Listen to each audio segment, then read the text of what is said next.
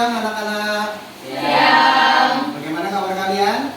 Alhamdulillah baik. Baik ya. Oke, sebelum kita mulai pelajaran, marilah kita terlebih dahulu untuk berdoa bersama-sama. Bismillahirrahmanirrahim. Rabbi zidni ilma warzuqni fahma. Amin. Anissa Nurhayati, Eka Novianti, Fadli Makro, Muhammad Hanifuddin. Baiklah, silakan untuk menyiapkan alat tulisnya. Buku-bukunya silakan disiapkan. Modulnya, alat tulis, ada ballpoint. Sudah siap untuk belajar ya? Siap. Ya. Kita lihat layar dulu. Nah, ini adalah gambar petani. Nah, di situ ada tulisannya, masa depanmu dibentuk oleh apa yang kau lakukan hari ini, bukan besok. Hari ini ada yang sudah membaca Al-Quran? Sudah. Nah, sebaik-baik manusia di antara kamu adalah orang yang mempelajari Al-Quran dan mengajarkannya. Materi yang akan kita pelajari pada hari ini berkaitan dengan Al-Quran. Al-Quran dan hadis sebagai pedoman hidup. Al-Quran itu adalah kitab suci atau wahyu yang diturunkan oleh Allah kepada Nabi Muhammad SAW sebagai pedoman. Pedoman itu apa? Pedoman adalah pegangan. Bisa menjelaskan pengertian, kedudukan, isi kandungan dan fungsi Al-Quran.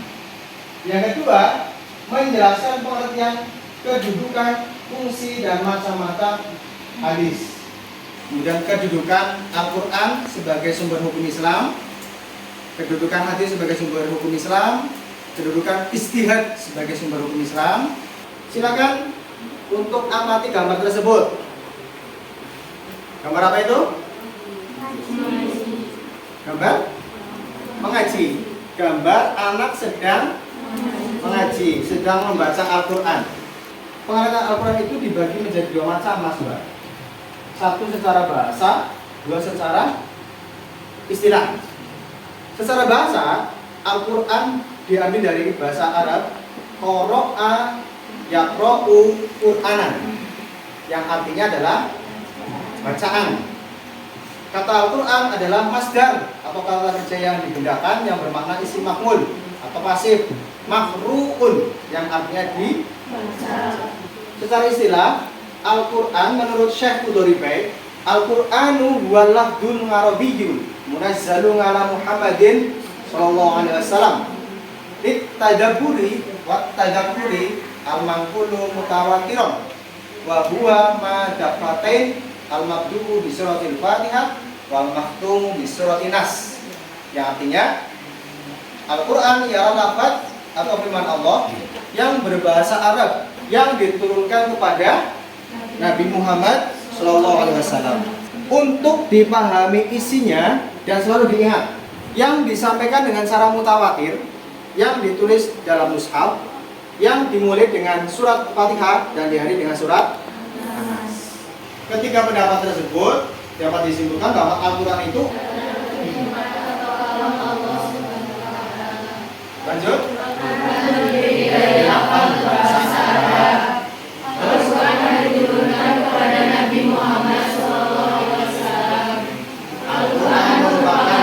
Allah yang menulisan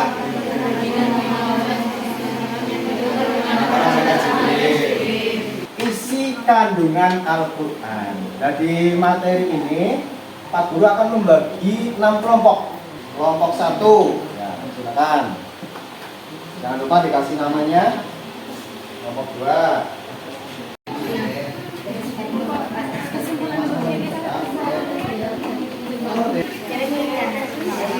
Fire.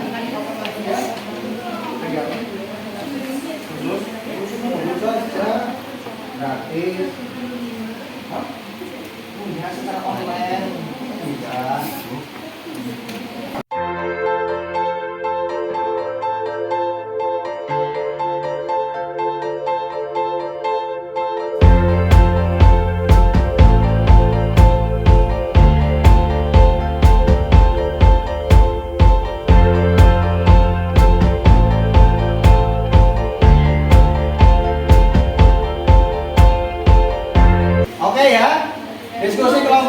sudah cukup ya?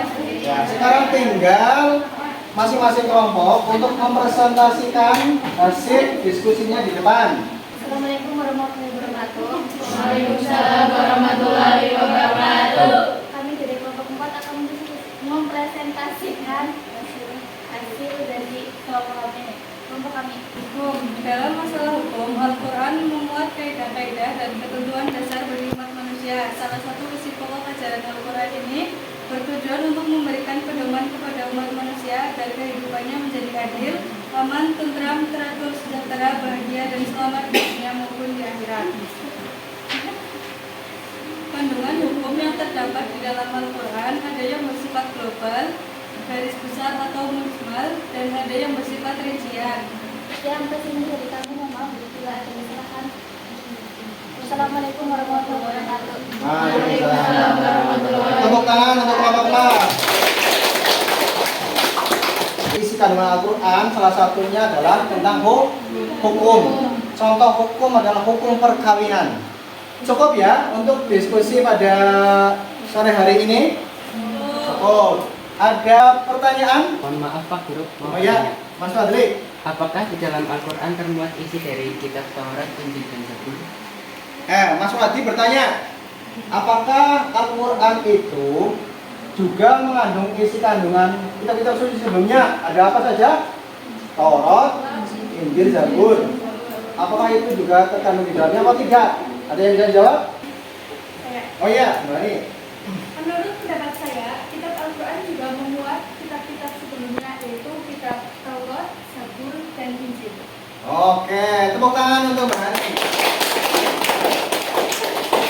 Ya, betul ya apa yang disampaikan oleh Mbak Hani tadi, bahwa pertanyaan Mas Fadli dijawab oleh Mbak Hani itu betul. Bahwa kitab suci Al-Quran, walaupun itu kitab suci yang terakhir, itu juga mengandung isi kandungan daripada Quran kitab-kitab suci sebelumnya. Itu ada Taurat, Injil, dan Zabur. Disimpulkan materi kita hari ini tentang Al-Quran itu adalah bacaan atau yang dibaca. Al-Quran itu adalah kitab suci umat Islam yang diturunkan kepada Nabi Muhammad melalui malaikat Jibril. Pembacanya termasuk ibadah, mengandung mukjizat. Kemudian kandungannya ada apa saja? Akidah, sejarah, ibadah, muamalah, hukum, silakan untuk dikerjakan di buku masing-masing. Nomor 1, 2, 3, 4, 5, dan 6. Silakan.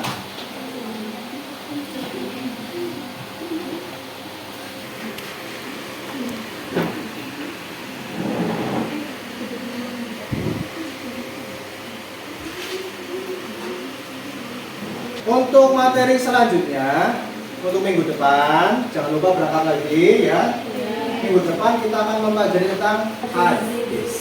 Ya, persiapkan sebaik mungkin untuk pembelajaran minggu depan. Ya, alhamdulillah kegiatan pembelajaran materi Al-Quran dan hadis sebagai pedoman hidup pada sore hari ini sudah kita laksanakan dengan baik dan lancar. Mudah-mudahan ilmu yang kita peroleh ilmu yang bermanfaat. Amin, amin ya robbal alamin. Marilah kita akhiri bersama dengan doa kafaratul majlis.